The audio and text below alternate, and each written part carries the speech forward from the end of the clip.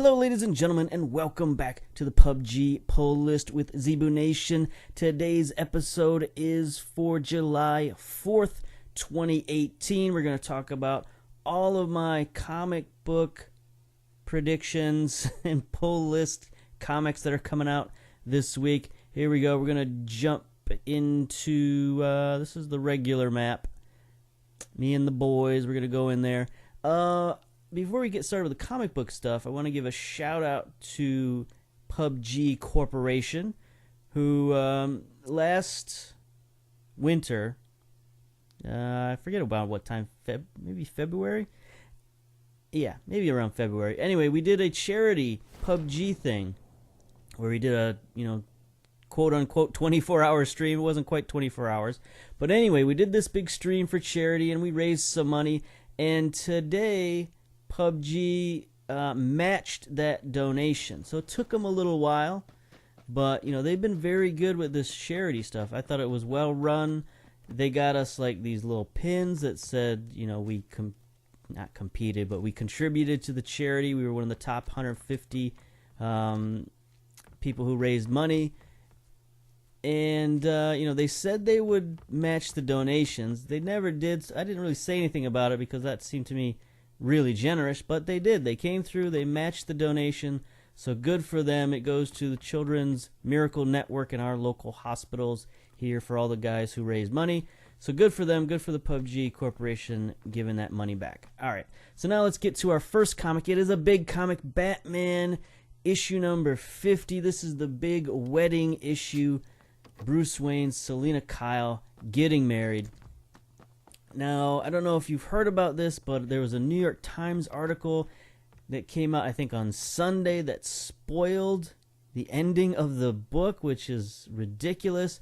Apparently, DC was in on it, and they sort of knew that the article would spoil the book, but I guess the whole book was spoiled right in the title of the article.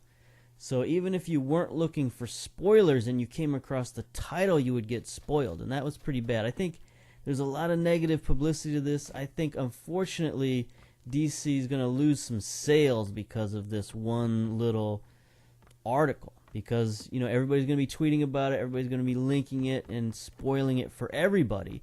So I think, these kind of issues, these big single event issues, they rely on the hype in order to get extra sales, right? People are going to pick it up just out of curiosity. Maybe you haven't read Batman, and who knows how. Maybe you've never read Batman before, but you're like, hey, it's a wedding issue, Catwoman and Batman getting married. I want to see what this is all about.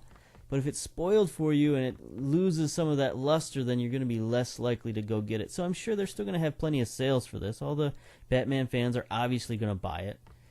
And, a few other people. But I think there will be less people who buy it because of this New York Times article, and that's too bad.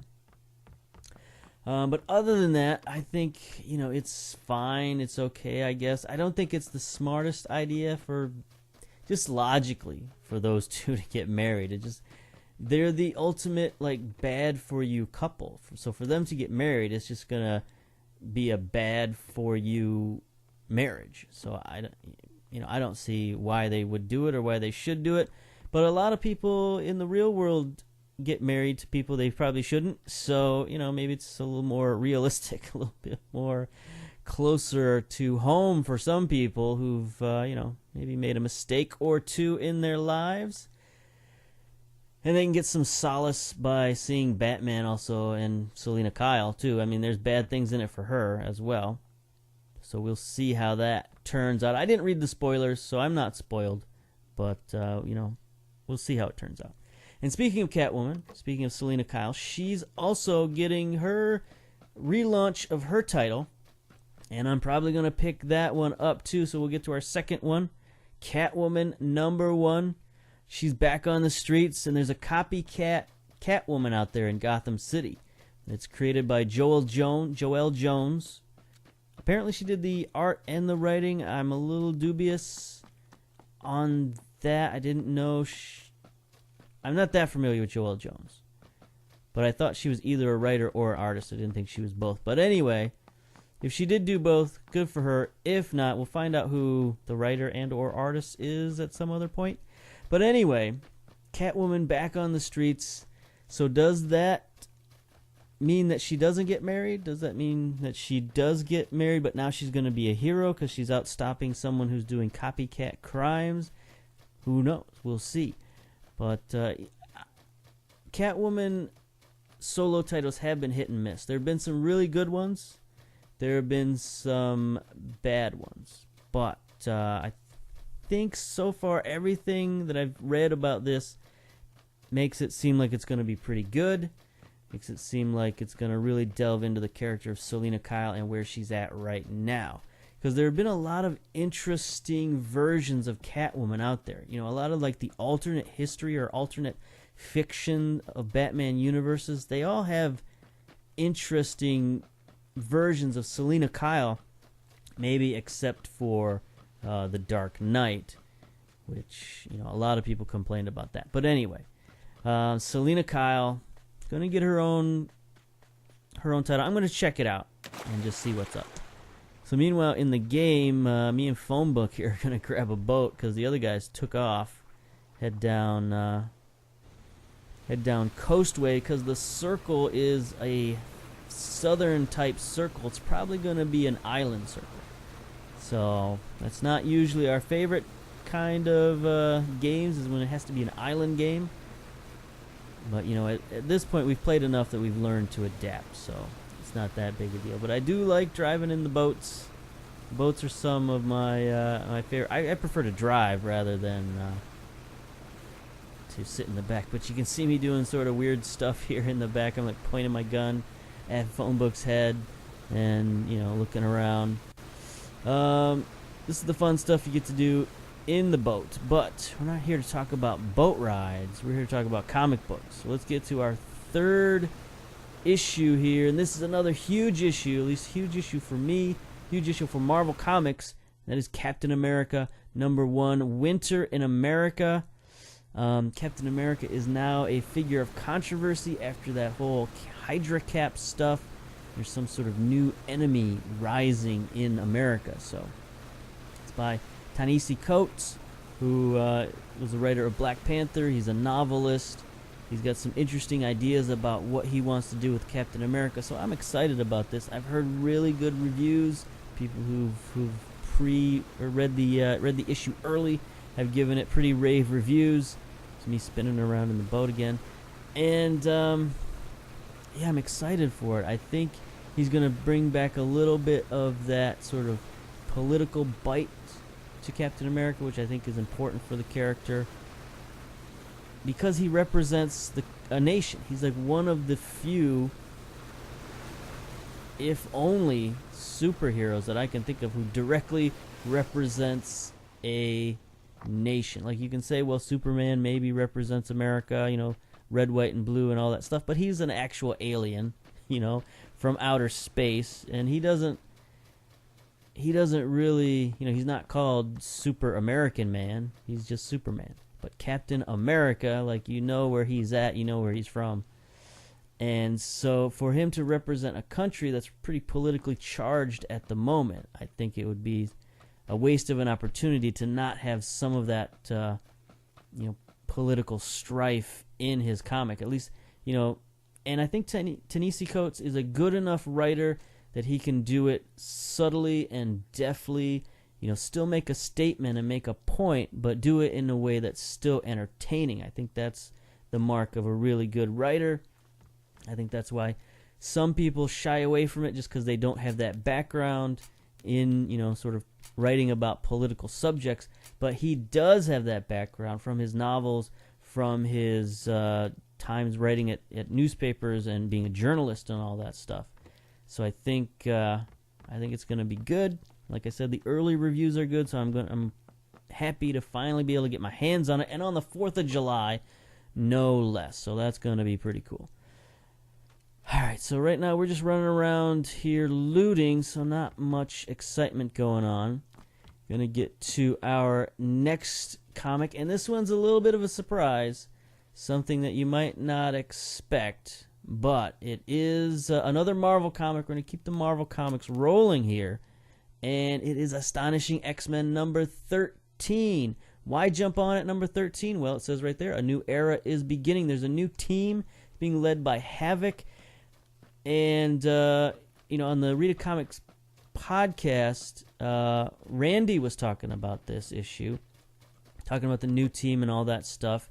So I was interested in this from his assessment, but also when I read the little blurb there, it mentioned the Reavers. Like, I was sold on this comic then. I'm a big fan of Havoc, big fan of a lot of people they have on the team, like Dazzler. So that sort of brought me in. But the Reavers are one of my favorite X-Men villains. They're like these crazy cyborg dudes who are like mercenaries, but sometimes they get caught up in the whole anti-mutant stuff. So depending on which era you read them in, they're definitely anti-mutant, but they're also mercenaries. So it'll be interesting to see them go up against this new X-Men team, see how they've been improved, been upgraded. They've got cyborg bodies, so they could be anything at this point. They could be like part Sentinel at this point. Who knows? But it is going to be fun to see the Reavers back in action, going up against this new team led by Havoc. It's been a while since Havoc's been in comic book, in any sort of serious way or long-term way. So it'll be good to catch up with him. Same with Dazzler. She hasn't been around much in the last 5 years or so. So it'll be cool to catch up with Dazzler and some of the other people going on. So, gonna get back into the X universe. I dabbled a little bit in the X universe, getting back into the New Mutants, but that was only a mini-series. So I'm gonna, dip another toe in the X waters here. Meanwhile, in the game here, we're still running around. The circle's gonna be closing in pretty soon. But I see one of my favorite guns here, the DP. And I'm trying to decide, what do I drop for this? There's also an AK there. Do I pick that up? There's a Tommy gun. It's like 3 of my favorite short-range guns all in one place. But I opt for the old DP-28. A little extra firepower. It's weird that this is such a short-range gun. But, because it's actually, in real life, it's like an anti-aircraft gun. But anyway. I guess just because the spray is so wide, it's hard to...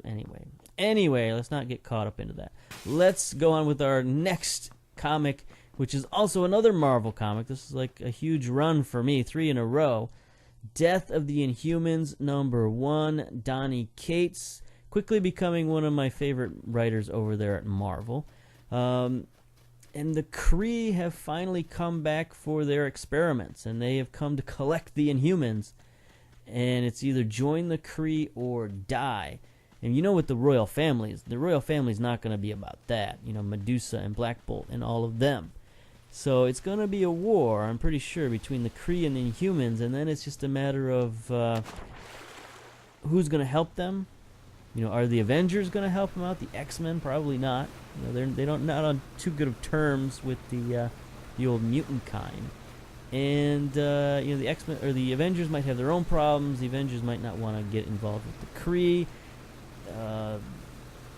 The Inhumans might not want to ask for help because they're sort of proud and aloof that way. So you never know what's going to happen to Miss Marvel. Is she going to get caught up in this? Hopefully not. I think this is going to be more about the royal family type Inhumans, and there'll still be a few Inhumans left around after this. But it is called the Death of Inhumans. And I think, the Inhumans got a bad rap with that Inhumans versus X-Men business, where Marvel was trying to downplay the X-Men and promote the Inhumans. And I think that alienated a lot of X-Men fans, which there's a lot of them. And so they took it out on the Inhumans. And now I'm hoping that Marvel isn't punishing the Inhumans. Because the Inhumans, they do have their fans too. There's not many of them, but you don't want to destroy one fan base just to appease another fan base, right? Hopefully this will be a way for the Inhumans to shine a little bit and to have a more solid place within the Marvel mythos. There'll be less of them. There'll be sort of a core group, and they can start again. Who knows? Maybe. Since there isn't going to be this big, massive push behind them, maybe they can grow a little bit more organically if you just have, the best and favorite characters of the Inhumans. Or, maybe they'll make up some new characters like a Miss Marvel who sort of grew to attention organically, like I said. And maybe they'll introduce some new characters who'll get a boost from this, but we'll see. All right, so we're going to get off the Marvel train here. We've moved to the island, by the way, so we're already across the ocean. That's good, ahead of the circle. We're going to move to a solo title here, or an independent title here. Lady Mechanika, La Belle Dame Sans Merci, #1 from Benitez Production. Joe Benitez does the writing and the art. He's got a co-writer on this one, but, he's got to be the writer, the artist, and the publisher. So he's got a lot of stuff on his plate. But anyway, this is a series I've been collecting for a few years now, and it usually comes out in little 3-issue miniseries. So they'll do 3 issues, and then they'll do a little trade paperback, and wait a couple of months, then 3 issues, trade paperback, 3 issues, trade paperback, etc., etc., etc. So it looks like in this miniseries, she's going to France. If you don't know about Lady Mechanika, she's a woman in sort of steampunk Victorian England, where she got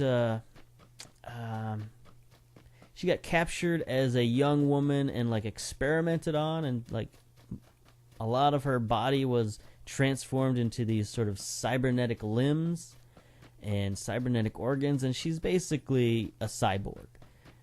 But she doesn't remember anything before that. So she's become like this sort of detective adventurer woman trying to figure out her past, but in the meantime, she's like helping other people out. She's kind of like a kick-ass Sherlock Holmes in a way. Like, people have these weird mysteries they'll bring to her, the Lady Mechanika as they call her, and she'll fix their problems, or at least figure out their mystery for them. So she's been around the world in the last few miniseries. She's gone to Mexico, and now it appears she's going to France to follow a lead about her past. But one of her cohorts apparently gets in trouble, so we'll see how that plays out. But I love this Lady Mechanika series. The art is really good. The stories are usually nice and tight and compact, and you can jump right in on any of these, and you'll figure them out pretty quickly. All right, so here we are. We're moving around with the circle, and some stuff's going to kick off, but I think we got enough time for a couple of more reviews, because it's a big week, like I said, so I got a big pull list this week. Let's see if we can fit a few more in. Now, this next one is going to have to be in a hurry, because there's some stuff about to happen. Namely, there's a drop coming down, and it's coming down pretty close. So, Judge Dredd, Under Siege, #2 from IDW. Mark Russell, Max Dunbar. There's the drop coming in out there, but there's a second drop that's a lot closer. So anyway, Judge Dredd, Under Siege. If you saw the recent Judge Dredd movie, 2015, I think it came out with Carl Urban. If you saw that and liked it, you will love this series so far. It's basically the same premise. There's a mega block that has gone dark. All communication is lost. They send in some judges, and the judges don't come out. So they, of course, send in the big gun. They send in Judge Dredd to figure it out. And at first he goes in there, guns blazing, blasting unruly citizens. But he finds out that there's something going on. This particular mega block is near the wall, and there's like a major sewage line running between this place and like the outer wall. And some mutants have broken in, and like a whole mutant army is trying to come into the city through this mega block.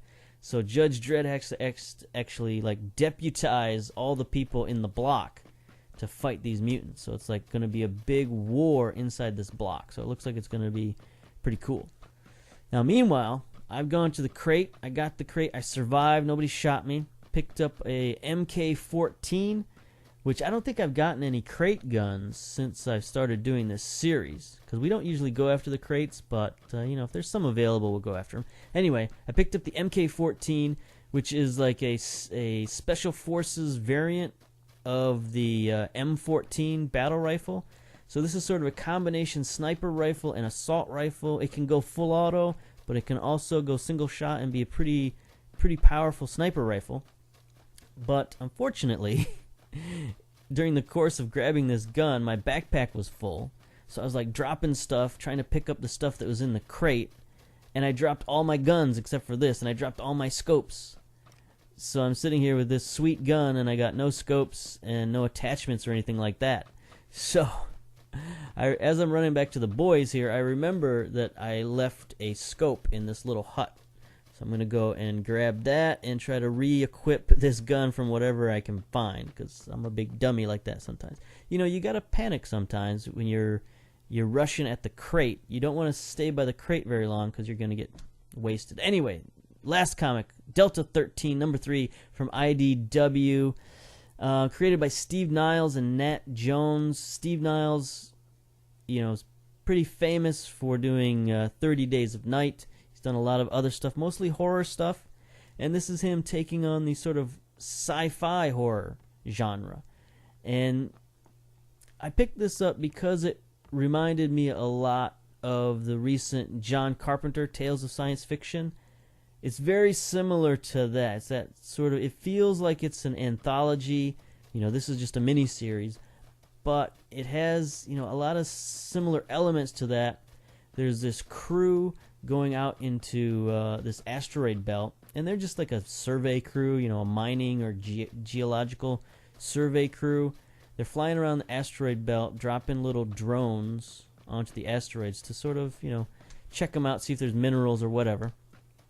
And they come across a weird alien structure. And of course, being curious scientist dudes, they go inside, they check it out. And in the last issue, they found a woman, like a human woman, except she was connected to this alien structure by all these like cables and hoses and stuff. I'm gonna pick up the shotgun, by the way, just so I have a second gun, because I dropped both my guns somehow. But anyway,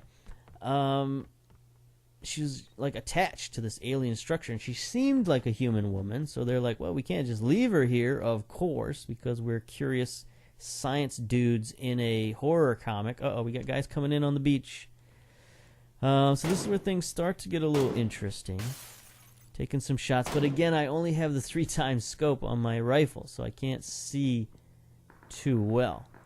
So yeah, but anyway, to finish up old Delta 13, they find this woman, they bring her back to her ship. So now in this issue, we're gonna find out what happens, what's she all about? Is she human? Is she an alien? What's going on? So I'm interested to see that, and this seems like a good series so far. I think it's 12 issues, but I'm not entirely sure. Hopefully it's 12 issues, because it's kind of a slow burn right now. But anyway, you can see on the map here, there's a couple of guys swimming in on the beach, but unfortunately, they don't show up like that during the game. Like, they've got little indicators over their head, and so I didn't see them. I kept looking at the houses. I was focused on the houses because I knew there was one guy who made it to the beach and made it to those houses. But unfortunately, I missed those other two guys who just swam in. You can see me looking. They're just over there to the left, and I keep missing them.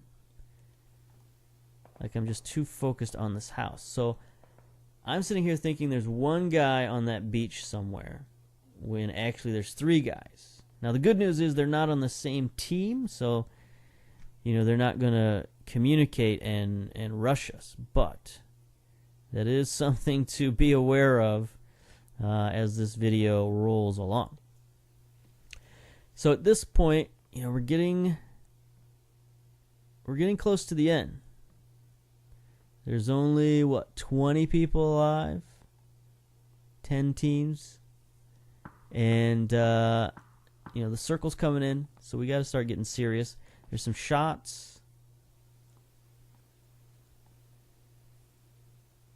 Looking around. I'm just trying to keep my eye on the beach because I know there's beach boys, so I'm watching for them to come circling this way, just in case.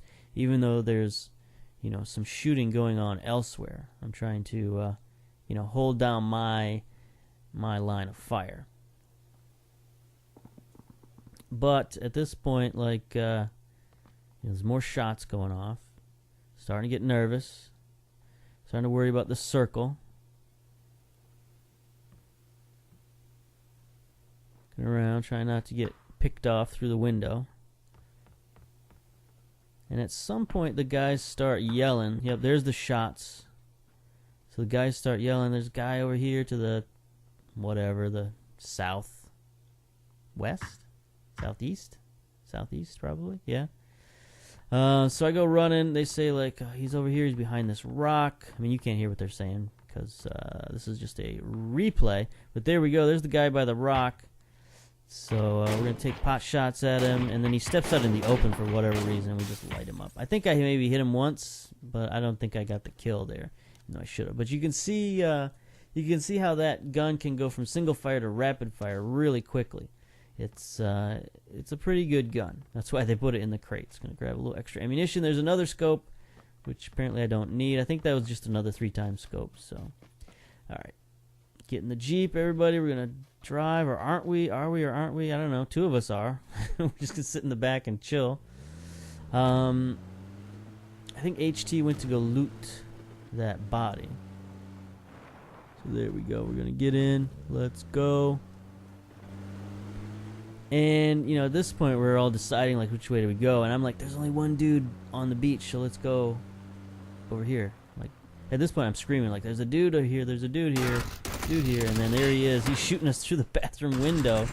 I decided to go on a little flanking maneuver, but I forgot there wasn't a door on that side of the building. So the other dudes took care of him. He was hiding in the bathroom. So we got a 2-times vest there. I'm telling HT there's a vest over here because he got blasted out of the Jeep. So he's going to need that. There we go. Luckily, he had a 3-times vest. But, yeah. So we still got all 4 guys. Circles up here, so we got to advance pretty quickly. We took a lot of time just sort of hanging out in that beach house. So, you know, the circle starts to close pretty quick on us. And there, I even get bit a little bit. And now, at this point, we got to decide what to do. Do we go beachside or do we go hillside? We go prone here. The MK14 has a bipod stock on the front of it, so you can go prone with it pretty good. Here we go. So as you can see on the mini-map, there's those 2 dudes on the beach that I forgot about. But now we heard them shooting, so me and Bonebook are going to go over there, take a look at them. Bonebook's shooting at them. I can't quite find them, unfortunately. And then I see one running up by the hill way up there. Gun gets away from me a little bit. I had to switch it back to single fire. Trying to nail this guy. I think I hit him maybe once. Go down prone. Use the bipod. You can see it's much more steady when you got the bipod out there. So it's one of those guns. There's a couple of them in the game that are more stable when you go prone because they've got, you know, some sort of feature like that. So at this point, we're just going to run around. There's not a lot left. 3 teams, 7 guys, and we've got 4 of the last 7. So there's 1 team out there with 2 and 1 team out there with 1. So these are good odds for us. Again, coming down to one of the final circles. Somebody popped a smoke over there by the bridge. Look around. The other guys doing the same thing, just scanning the smoke. There we go. There's a guy running. I think I put 1 guy down at the end. And then we all just start firing down. Just blasting our way, you know, anybody we can see.